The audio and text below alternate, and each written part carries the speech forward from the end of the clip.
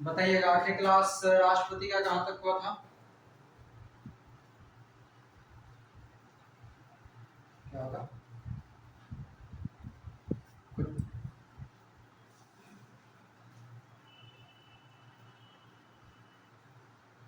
राष्ट्रपति पद की रिक्तता की पूर्ति, ये नहीं लिख पाए थे?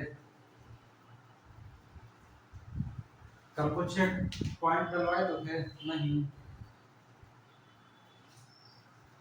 हेडिंग डलवाए थे ना कुछ।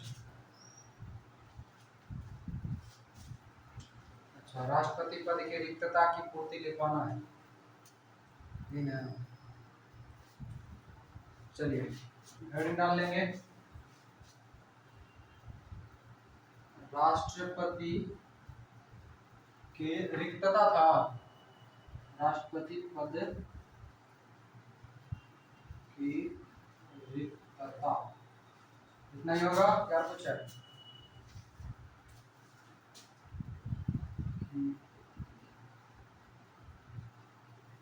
चलिए अब यहाँ से क्या करके पॉइंट कल शायद हम तो पूरा समझा दिए होंगे, है ना। ये रिक्तता है जो है अनुच्छेद 62 लिख लीजिएगा, अनुच्छेद 62 राष्ट्रपति की रिक्तता की पूर्ति अनुच्छेद 62 के अंतर्गत है, और बाकी इसमें और कुछ नहीं। जब कल बताए होंगे कि राष्ट्रपति जो है लिखते चलिए, कल समझा दिए, लिख लीजिए डायरेक्ट, उसके बाद अगला पॉइंट शुरू करेंगे। अनुच्छेद 62 कहता है जो है राष्ट्रपति का पद रिक्त रहेगा, उसके बाद भराएगा कैसे, तो रिक्त पहले कैसे होता है, तो यदि लिखिएगा, यदि राष्ट्रपति की मृत्यु हो जाए, मृत्यु पहला कारण ये हो गया रिक्त होने का, दूसरा राष्ट्रपति त्याग पत्र दे, त्याग पत्र दे, तीसरा राष्ट्रपति पर महाभियोग, महाभियोग लग जाए। महाभियोग कौन सा अनुच्छेद? 61, महाभियोग 61। तो ये क्या कह रहा है कि यदि राष्ट्रपति की मृत्यु हो जाए, राष्ट्रपति त्याग पत्र दे दे, राष्ट्रपति महाभियोग लगा दिया गया हो, या किसी अन्य कारण से अगर राष्ट्रपति का पद रिक्त है, तो राष्ट्रपति की मृत्यु, त्याग पत्र, महाभियोग या किसी कारणवश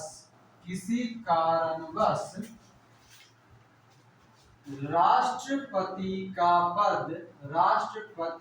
पद रिक्त है, तो कितने माह? 6 माह के अंदर उसे भरना होगा, 6 माह के अंतर्गत उसे भरना होगा। बात समझ गए?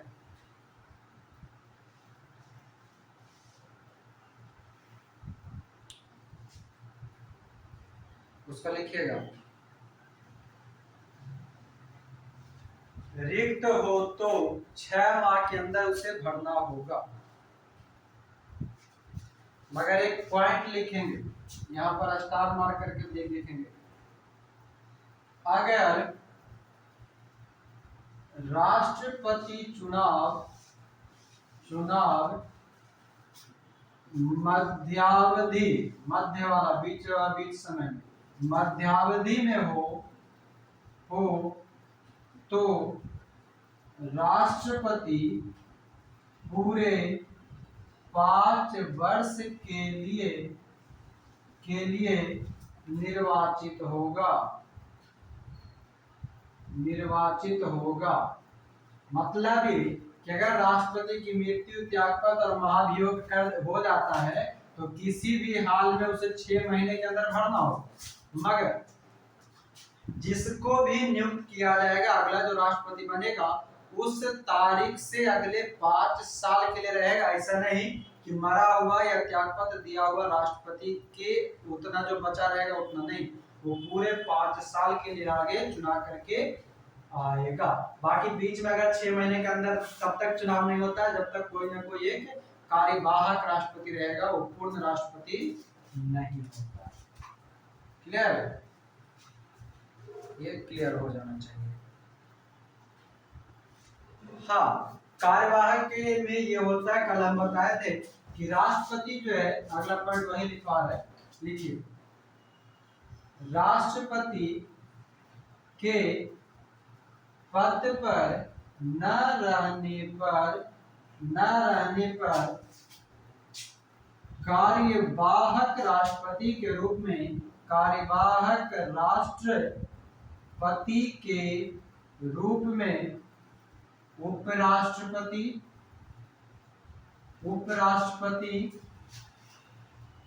या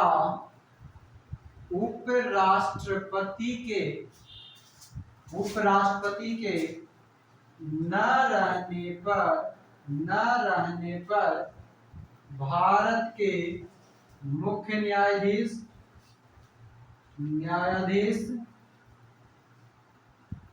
या मुख्य न्यायाधीश के न रहने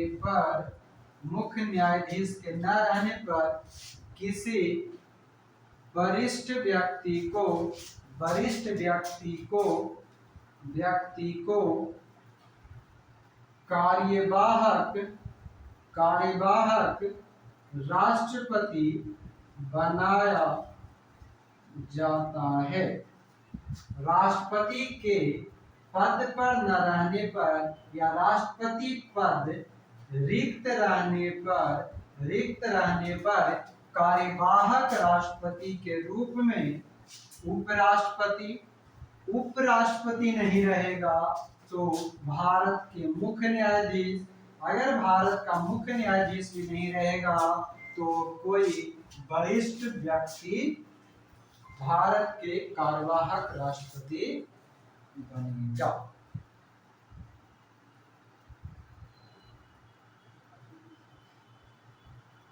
हाँ, मतलब वरिष्ठ, चलिए ऐसा ठीक है, कंफ्यूजन है तो लिख लेते हैं। मुख्य न्यायाधीश के न रहने पर किसी वरिष्ठ, मतलब कि जो उच्च न्यायालय होता है, वरिष्ठ न्यायाधीश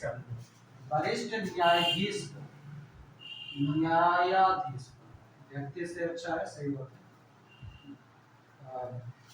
वरिष्ठ न्यायाधीश को कार्यवाहक राष्ट्रपति बनाया जा सकता है या बनाया जाता है। ठीक है, एक नोट करके लिखिएगा, स्टार मार्क करके। कार्यवाहक राष्ट्रपति के पद पर कार्यवाहक राष्ट्रपति के पद पर अब तक सिर्फ एक मुख्य न्यायाधीश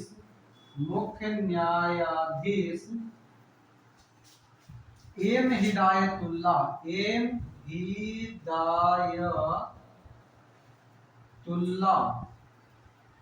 ये अक्सर पूछा जाता है कि कार्यवाहक राष्ट्रपति कौन सा न्यायाधीश बना था, तो कार्यवाहक राष्ट्रपति के पद पर अब तक सिर्फ एक मुख्य न्यायाधीश एम हिदायतुल्लाह को 1969 में बनाया गया था।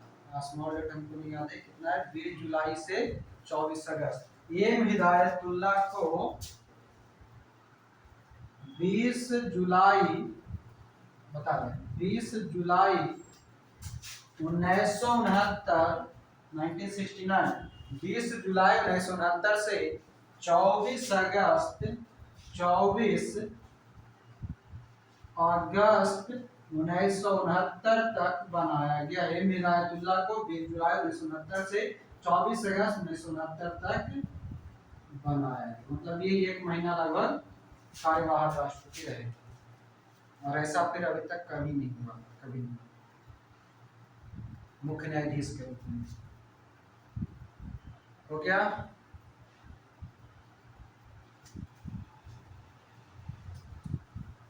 राष्ट्रपति के पद पर न रहने पर कार्यवाहक राष्ट्रपति के रूप में उपराष्ट्रपति के न रहने पर भारत का मुख्य न्यायाधीश न रहने पर किसी वरिष्ठ न्यायाधीश को कार्यवाहक राष्ट्रपति बनाया जाएगा। तो ये हमारा हो गया समाप्त। अगला हेडिंग डालेंगे, याद रखिएगा कि क्या था, रिक्ति की पूर्ति, कौन सा अनुच्छेद,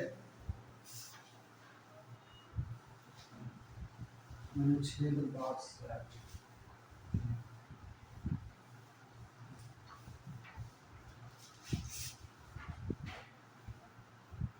हाँ हाँ, सब लिखवाएंगे, बीच में आएगा। न्यायाधीश के रूप में वही थे इंदिरा गांधी। चलिए अगला हेडिंग डालेंगे, राष्ट्रपति द्वारा शपथ लिखवाए थे। शपथ नहीं लिखवाया ना, नहीं लिखवाया। ठीक है, राष्ट्रपति द्वारा शपथ या प्रतिज्ञा, राष्ट्रपति का शपथ इसी को कहा जाता है प्रतिज्ञा। अनुच्छेद शपथ शपथ शपथ 60 है ना, अनुच्छेद 60 और लिखिएगा पहला पॉइंट, राष्ट्रपति शपथ भारत के मुख्य न्यायाधीश या वरिष्ठ न्यायाधीश के समक्ष लेता है। मतलब अगर भारत का मुख्य न्यायाधीश मौजूद नहीं रहेगा तो सर्वोच्च न्यायालय के जो वरिष्ठ न्यायाधीश होगा वो दिलाएगा उसको शपथ।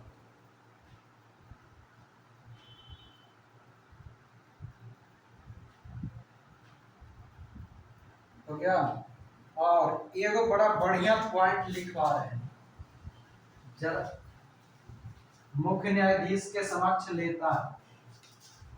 अच्छा ये बताइए कि किसी भी पदाधिकारियों का जो शपथ का वर्णन है वो किस अनुसूची में है, अनुसूची 3 में है ना, मगर 3 में शपथ 3 में, मगर एगो पॉइंट बता रहे हैं, बहुत सारे लोगों का मन में अभी आएगा खलबली, ठीक ना। पहले हमको निकाल के परत देख लेंगे, खलबली मचाते हैं दिमाग में।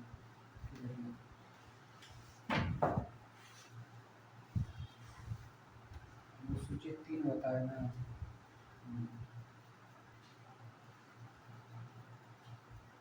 चलिए बड़ा खतरनाक प्रश्न लग रहा है, लिखिए तो, राष्ट्रपति के शपथ का वर्णन सिर्फ अनुच्छेद 60 में है, ना कि अनुसूची 3 में। दिमाग में खलबली मचा, इतना सस्पेंस में हम डालिए देखिए सब कहेंगे नहीं मचा। क्या बोल रहे हैं,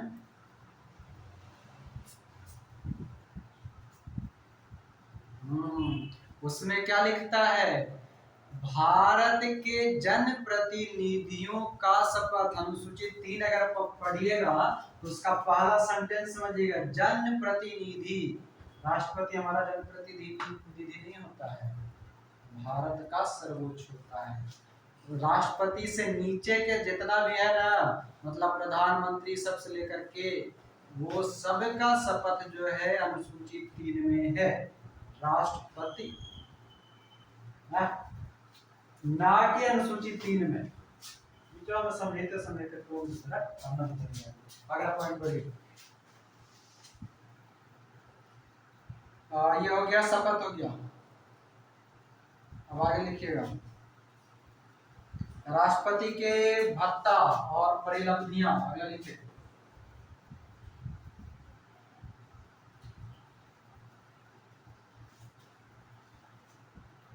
राष्ट्रपति का नहीं, जनप्रतिनिधि राष्ट्रपति उपराष्ट्रपति का नहीं है, बाकी सबका है। ठीक है। हाँ, राष्ट्रपति का शपथ 60 में, उपराष्ट्रपति का 69, उपराष्ट्रपति का शपथ 69, मगर ये दोनों का वर्णन अनुसूचित 3 में नहीं मिलेगा। बात समझ गए? तो अगर जब आपसे प्रश्न पूछे कि भारत के राष्ट्रपति के शपथ का वर्णन किस अनुसूची में है, तब आपको भुला जाना है कि कौन अनुसूची में शपथ होता है।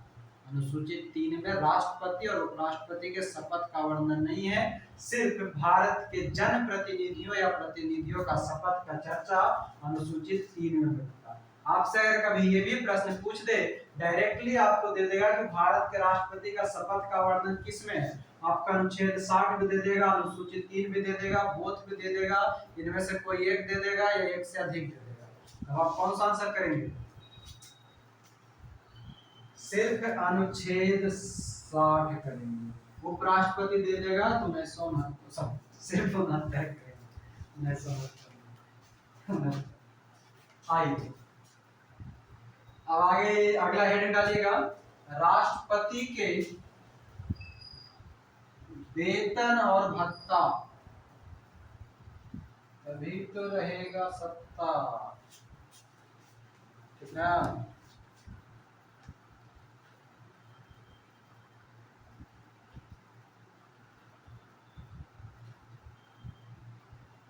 चलिए लिखिएगा, राष्ट्रपति का वेतन भत्ता कितना है? 59 में।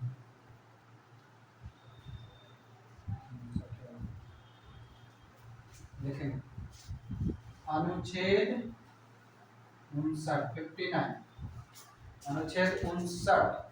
ठीक है, और आगे लिखिएगा, भारत, ये जो राष्ट्रपति का वेतन दिया जाएगा वो कहां से दिया जाएगा? राष्ट्रपति का वेतन, राष्ट्रपति का वेतन संचित निधि की नॉर्मल, संचित निधि से दिया जाता है, संचित निधि से दिया जाता है।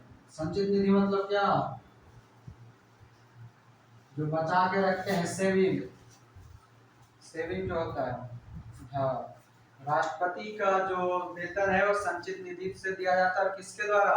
तो इसका निर्धारण लिखिएगा, राष्ट्रपति के वेतन का निर्धारण संसद द्वारा नियत की जाती है।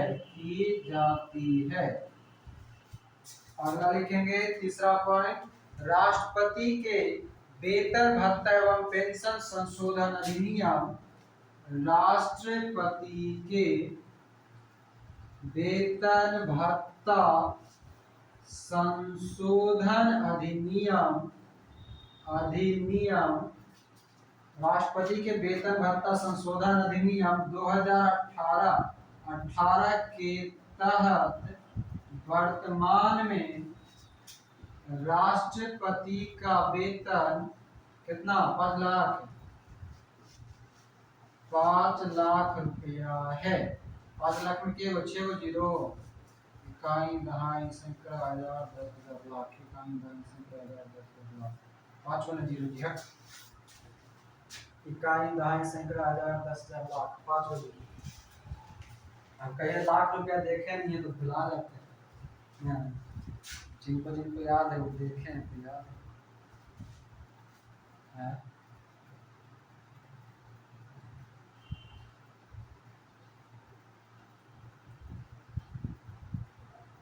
हम 56 ऐसा नहीं, वो 56 लिखवाए होंगे, अब 10 लिख लिए होंगे।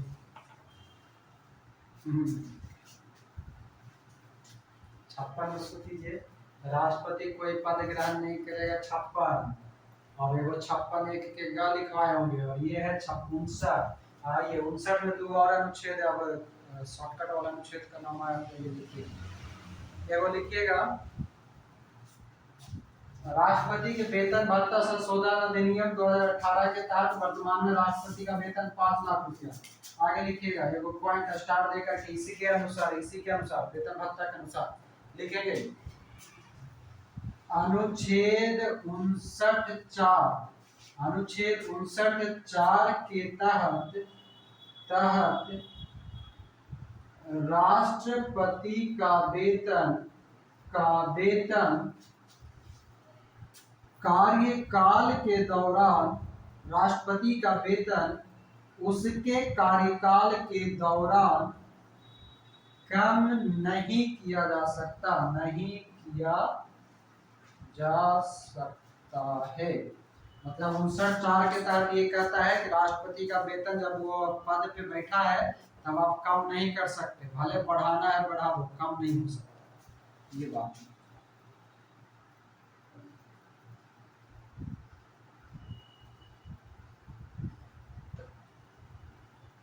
किसका? नहीं पद अवधि में वेतन भत्ता में कोई कमी, वो कटौती किया जा सकता है। कटौती मतलब जैसे कि सभी जनप्रतिनिधियों सबका होता है ना, उस आधार पे वो स्वेच्छा से है, संवैधानिक रूप से नहीं है। राष्ट्र श्रीलंका और भारत के संविधान में बहुत अंतर है। आइए, ये हो गया।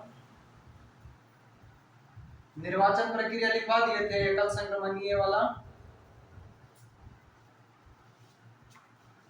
नहीं लिखवा है, हम कल लिखवाएगा है तो सब कुछ करना नहीं। एकल संक्रमणीय मत प्रणाली, गुप्त मतदान नहीं लिखवाए हैं।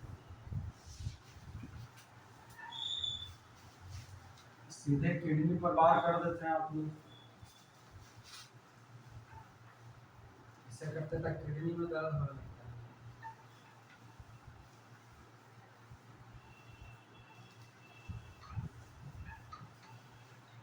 इनका आवाज रास्ता में लगाया जाता है।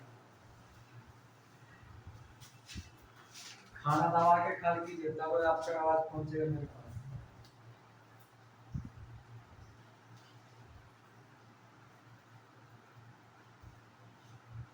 चलिए अगला हेडिंग डालेंगे, महाभियोग के बारे में बताए हैं, शायद बता दिए होंगे। अनुच्छेद 61 बताएं कि नहीं बताएं, जरूर बताइए।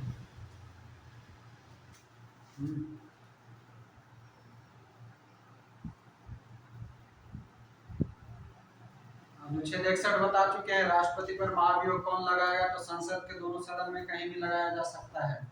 कब? तो संविधान के अतिक्रमण पर। हाँ, संविधान के अतिक्रमण पर हो गया है महाभियोग। चलिए आगे,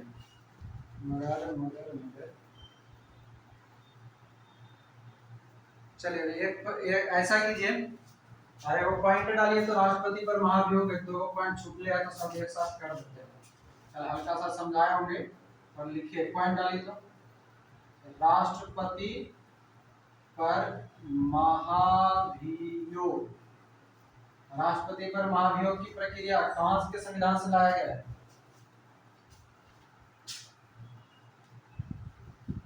कहां के संविधान से? स्रोत कहां से है?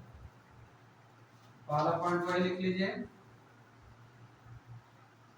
राष्ट्रपति पर महाभियोग की प्रक्रिया अमेरिका के संविधान से प्रेरित है या लिया गया है?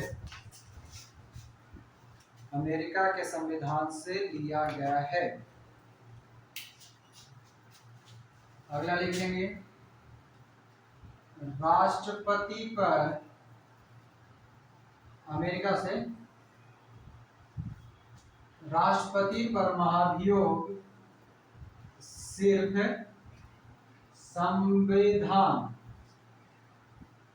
संविधान के अतिक्रमण पर लगाया जाता है। संविधान का जब अतिक्रमण करेगा तब, समझा चुके हैं संविधान का अतिक्रमण क्या होता है, कल समझा चुके हैं, समझ गए थे ना कल। घूंघट में चंदा वाला वही लिखेंगे। महाभियोग प्रक्रिया, जितना लाइन लिखवाएंगे सब इंपॉर्टेंट है। महाभियोग प्रक्रिया संसद द्वारा चलाया गया एक अर्ध न्यायिक आधा न्याय वाला अर्ध न्यायिक प्रक्रिया है, ठीक ना। आगे लिखेंगे महाभियोग प्रक्रिया संसद द्वारा चलाया गया एक अर्ध न्यायिक प्रक्रिया है। अगला लिखेंगे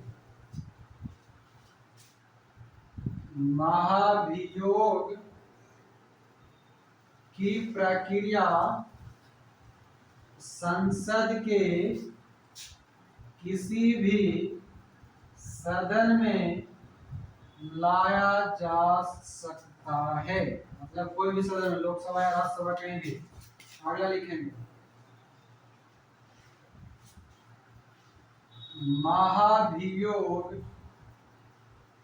प्रस्ताव लाने की सूचना राष्ट्रपति को 14 दिन पहले ही महाभियोग प्रस्ताव लाने की सूचना राष्ट्रपति को 14 दिन पहले ही देना होता है। मतलब राष्ट्रपति को पहले ही बोल देना जाता है कि हम तुमको हटाने वाले हैं, ठीक ना। और 14 दिन पहले ही देना होता है। इसी में प्लान जोड़िएगा, जिस पर सदन मतलब लोकसभा या राज्यसभा, ठीक है। लोकसभा या राज्यसभा मतलब ये कि जो सदन लाएगा ना उस सदन का, जिस पर सदन के 1/4 मतलब 1/4 सदस्यों का हस्ताक्षर होना चाहिए। जिस पर सदन के 1/4 सदस्यों के हस्ताक्षर होने चाहिए, कम से कम 1/4, मतलब समझ गए। कम से कम मतलब ये मान लीजिए कि लोकसभा में 550 गो सीट है, ठीक है। तो 550 का 1/4 निकाल लीजिए, 11 1 में 1 कितना बचेगा, 15, 4 3 12, 3 बच गया 2, वो भी है। लगभग 135-36 को सदस्यों का उस पर हस्ताक्षर होना जरूरी है। कम से कम 1/4 लोगों का उस पर हस्ताक्षर होना चाहिए। अगर राज्यसभा लाएगा तो राज्यसभा के 250 का 1/4 निकाल लेना, जो भी रहेगा उतना। और अगला लिखिएगा, यहाँ पर 1/4 हो गया जो कि अभी प्रस्ताव के लिए है। आगे लिखिएगा महाभियोग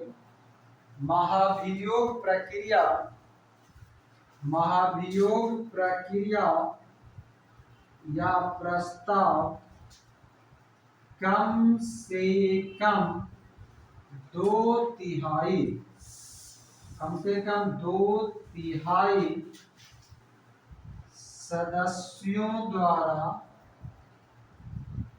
पारित होना चाहिए।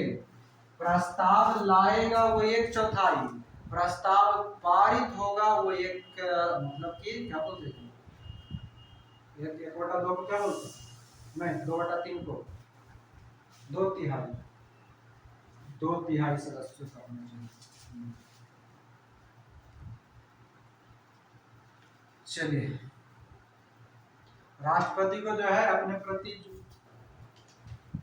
बोलिए,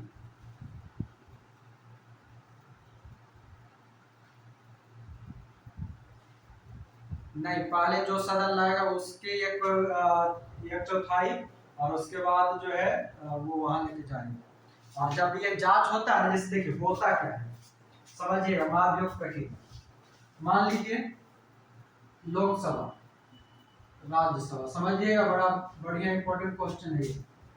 मान लिया जाए लोकसभा में महाभियोग पारित किया, मतलब पास किया, पारित नहीं, पास किया, ठीक है। जब लोकसभा में पास किया जाएगा तो क्या होता है कि लोकसभा में पास की गई मुद्दा पर अब जांच होगा। क्या होगा?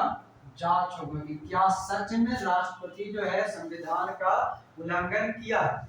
अगर ठीक है, जांच किया गया, जांच किए जाने के समय राष्ट्रपति को स्वयं, मतलब कि अपना बात रखने की भी बात कही जाती है, मतलब राष्ट्रपति अपना विचार रख सकता है कि हाँ हमने किया है या नहीं किया। अगर ऐसा हो जाता है, चलो सपोज दैट कि पहला जो है लोकसभा, लोकसभा में जो जांच प्रक्रिया है वो पास हो गया, अगर वो पास हो जाएगा तो पुनः ये जांच प्रक्रिया यानी कि ये जो महाभियोग प्रक्रिया है वो आना चाहिए राज्यसभा के पास। किसके पास? राज्यसभा के पास। और राज्यसभा का भी 2/3 सदस्य इस चीज को पास कर देता है, तब राष्ट्रपति को उसी समय पद छोड़ करके जाना पड़ेगा। बात समझ में आया?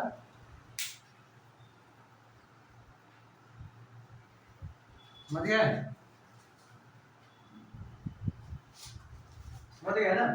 लोकसभा में लाएंगे तो राज्य सब कुछ जांच प्रक्रिया होने के बाद राष्ट्रपति अपना विचार देने के बाद लोकसभा माने ना माने वो भेज देगा राज्यसभा को, राज्यसभा फिर से जांच करेगा और वहां पर विचार रखवाएगा। अगर दोनों पास कर देता है, कितना से? 2/3 से। पास कितना से होना चाहिए? 2/3 से। दोनों का मतलब 3 गो में 2 गो सदस्य पारित कर दिया, मतलब ओवरऑल जितना रहता है उसमें से उतना तो समझ लो। तो 2/3 सदस्य जो है वो पास कर देगा तो राष्ट्रपति मुक्त हो जाएगा पद से, मतलब उसको हटा दिया जाएगा। वही प्रक्रिया अगर राज्यसभा में पहले लाया गया तो राज्यसभा वाला भी जांच उच करके किसके पास भेजेगा? लोकसभा के पास। और लोकसभा भी अगर उसको पारित कर दिया तो नहीं करेगा तो फिर वो फिर से वापस आ जाएगा। क्लियर? और जब ऐसा बात आया है तो एक चीज याद लिख ली,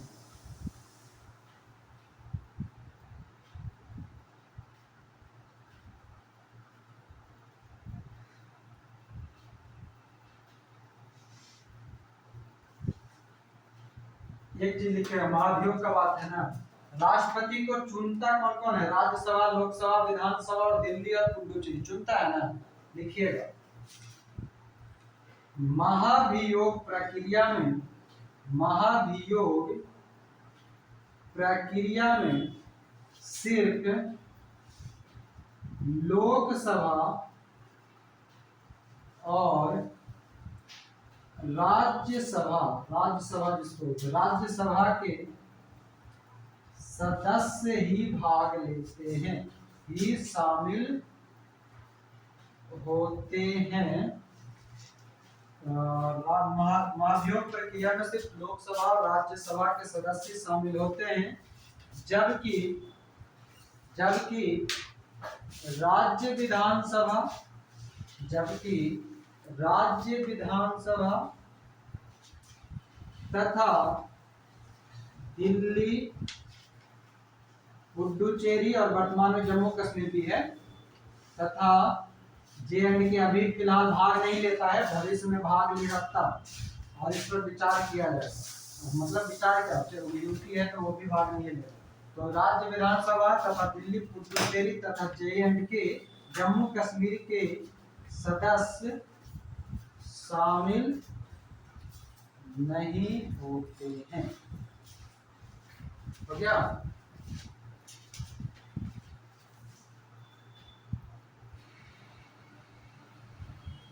राज्य विधानसभा तथा दिल्ली, पुडुचेरी और जम्मू कश्मीर के सदस्य शामिल नहीं होते, निर्वाचित सदस्य जो रहता है वो सदस्य शामिल नहीं होते।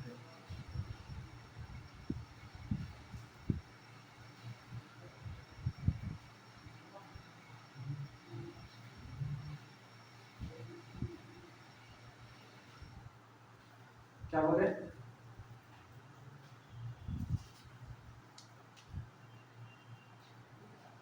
नहीं नहीं, राष्ट्रपति के चुनाव में वही भाग लेता है जिस केंद्र शासित प्रदेश के पास विधानसभा हो।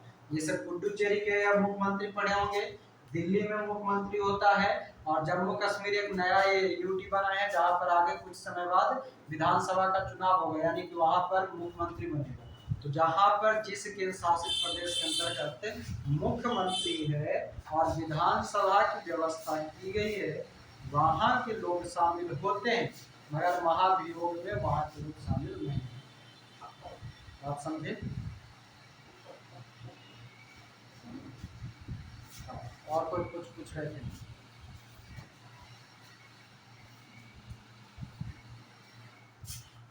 हाँ, पूरे सदस्य, सदन के दोनों सदनों में जो नामांकित सदस्य होते हैं, नामांकित सदस्य वो।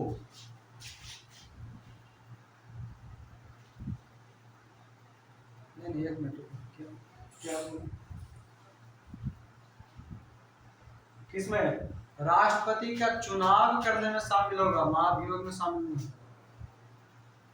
राष्ट्रपति को हटाने में शामिल नहीं होता, राष्ट्रपति को लाने में शामिल होता है। राज्य विधानसभा दिल्ली, पुडुचेरी, ठीक है।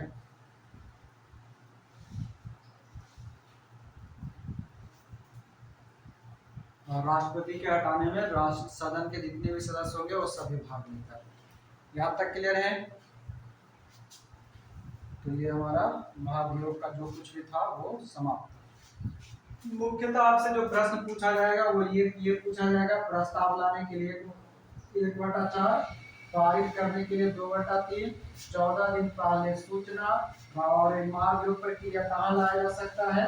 तो किसी भी सदन में लाया जा सकता है। कौन कौन शामिल होता है महाभियोग प्रक्रिया में? तो सिर्फ लोकसभा और राज्यसभा, राज्य विधानसभा और दिल्ली, पुडुचेरी ये सब शामिल नहीं होता। इतना ही पूछे आपको महाभियोग। और एक महाभियोग कहाँ से लिया गया है? अमेरिका से। चलिए इसको मिटा दें।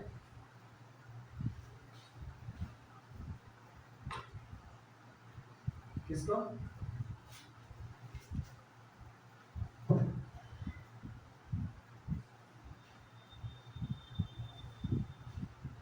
पॉइंट नंबर बोलिए, पॉइंट नंबर। एक अर्ध न्यायिक प्रक्रिया, अर्ध न्यायिक प्रक्रिया।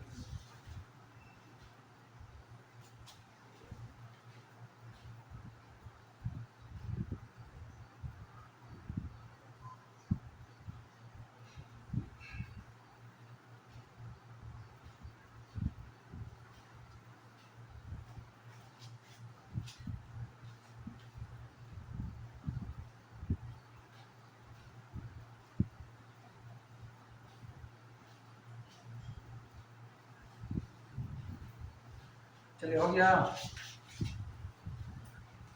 जिसका हो गया वो पॉइंट लिख लीजिए खाली। राष्ट्रपति के चुनाव संबंधी विवाद, हेडिंग डालिएगा, राष्ट्रपति के चुनाव संबंधी विवाद, ऊपर वाला मिटा रहे हैं।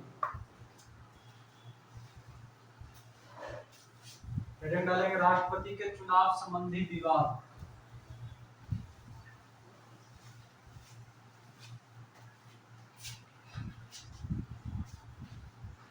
राष्ट्रपति के चुनाव संबंधी विचार, विवाद था क्या? विवाद, विवाद, हाँ विवाद, अनुच्छेद 71। विवाद पर ही विचार कर रहे थे इसलिए विचार लिखा गया। क्या समझे?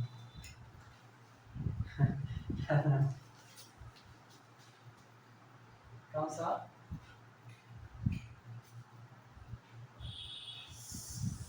बिल्कुल बनेगा, बना हुआ क्वेश्चन है। राष्ट्रपति का वेतन संसद निधि से दिया जाता है। आइए, राष्ट्रपति के चुनाव संबंधी विवाद लिखिएगा, अनुच्छेद 71 लिखेंगे। राष्ट्रपति एवं उपराष्ट्रपति, यहाँ पर दोनों एक साथ कर दे रहे हैं। राष्ट्रपति एवं उपराष्ट्रपति के चुनाव संबंधी विवाद विवाद का निपटारा सिर्फ भारत के सर्वोच्च न्यायालय मतलब सुप्रीम कोर्ट सर्वोच्च न्यायालय में किया जाता है और कहीं नहीं।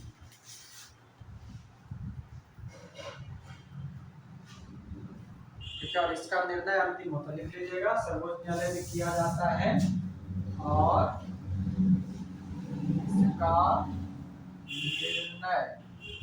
निर्णय अंतिम होता है। मतलब ये कि राष्ट्रपति अब कहीं और नहीं जा सकता, अंतिम होता है। जैसे कि हम लोगों का केस मुकदमा होता है तो session court, high court, supreme court सब जाते रहते हैं ना, वैसा इसमें नहीं। तो यह हो गया राष्ट्रपति के चुनाव संबंधी विवाद। अब अगला हेडिंग डालेंगे राष्ट्रपति के सर्वोच्च न्यायालय का, उच्चतम न्यायालय का निर्णय जो होता अंतिम होता है। अगर उच्चतम न्यायालय राष्ट्रपति चुनाव को अवैध घोषित कर दिया तो वह अवैध माना जाएगा, वैध घोषित कर दिया तो वैध माना जाएगा। वो सुप्रीम कोर्ट पर निर्भर करता है। मैं समझ गए?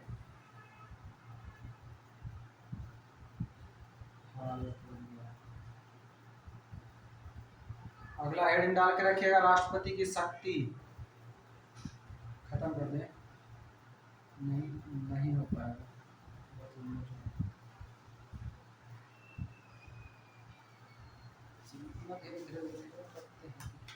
अरे शक्ति पढ़े में हम लोगों के राष्ट्रपति की शक्ति पढ़े में। हाँ क्या हम क्या करें?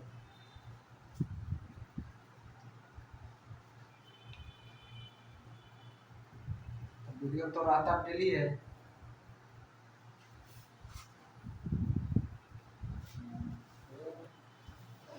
गुरु जी मूडिया लाभ में, गुरु जी का जब मूड बन जाएगा तो उड़ जाएंगे गुरु जी एक ही बार में और सबको उड़ा देंगे।